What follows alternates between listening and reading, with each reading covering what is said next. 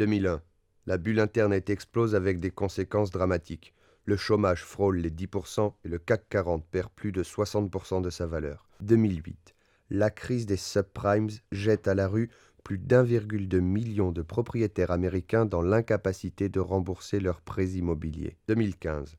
La bourse chinoise chute de plus de 9%, entraînant dans son effondrement les bourses internationales. 3 crises majeures à répétition, ayant pour conséquence des milliards d'euros envolés, des compagnies en faillite et de petits épargnants à la rue. Mais tout le monde n'est pas logé à la même enseigne. Durant ces mêmes périodes, le prix des matières premières et autres valeurs non papier se sont littéralement envolés. Les investisseurs, cherchant à se rassurer sur des valeurs dites refuges, ont fait grimper les prix de manière incontrôlée. Cette envolée des prix a profité aux premiers acteurs présents sur le marché. En 2008, le baril de brut passe de 50 à 134 dollars américains, soit une augmentation de 134%.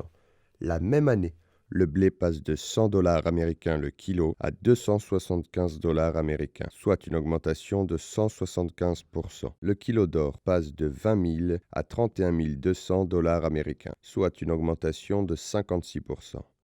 Depuis 2010, de nouveaux métaux sont apparus sur le marché. Dopés par une utilisation massive dans la quasi-totalité des industries, de l'armement à l'high-tech, les terres rares sont devenues en quelques années ce qu'était le pétrole au XXe siècle, une ressource stratégique, possédée par peu, mais nécessaire à tous. 2011, le prix du yttrium a grimpé de 490%, celui du néodymium de 520%, et le dysprosium s'est envolé à 820%, soit une meilleure rentabilité que l'or. Il n'est pas trop tard pour investir.